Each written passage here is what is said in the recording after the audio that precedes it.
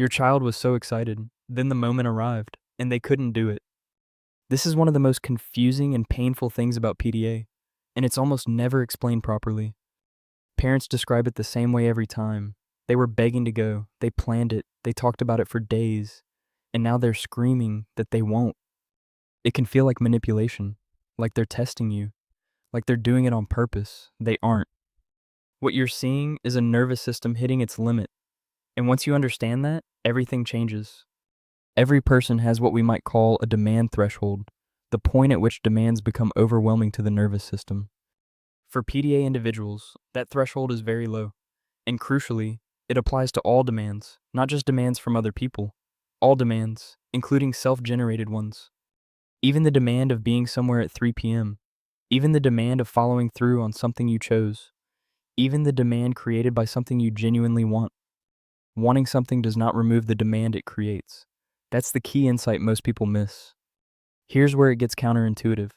Excitement can actually make the demand feel bigger, not smaller. The more excited a PDA child is about something, the higher the stakes feel. And higher stakes mean higher anxiety. Higher anxiety means the demand threshold is reached sooner. Days of counting down and anticipating also build demand pressure. By the time the event actually arrives, the nervous system has been managing that pressure for days. By the time you're trying to leave for the birthday party, the nervous system is already exhausted from the anticipation.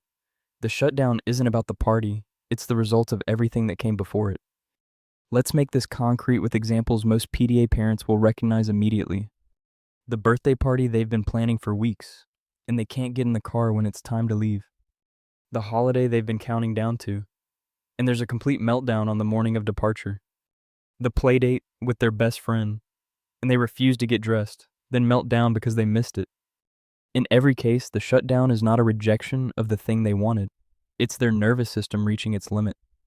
The wanting and the shutting down can coexist. And for PDA individuals,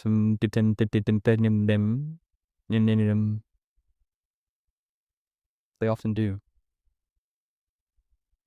There are things well-meaning parents do in these moments that unintentionally increase the demand pressure, reminding them how much they wanted it, saying, "But you said you wanted to go." This feels logical, but it increases demand. Now they have to explain themselves on top of everything else.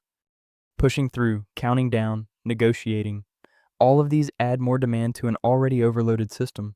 They don't help, they escalate. So what do you do instead? A few things that can make a real difference. Give choice and control back wherever you can. Can they choose how they get there, what they wear, when exactly you leave? Even small choices reduce the demand load. Have an exit plan, and tell them about it beforehand. Knowing they can leave if it becomes too much reduces the trapped feeling that drives shutdowns. And where you can, reduce the buildup. Fewer reminders, less counting down, less talking about it. The nervous system gets a longer runway before it has to perform. The goal isn't to make them do the thing. The goal is to reduce the demand around it, so their nervous system has a fighting chance. If this is new to you, if you've been trying the standard approaches and watching them fail, you're not doing it wrong. You're learning a completely different approach, and that takes time. There's a free Discord community in the description for parents, adults with PDA, and caregivers. No pressure to join. Just know it's there. I'll see you in the next video.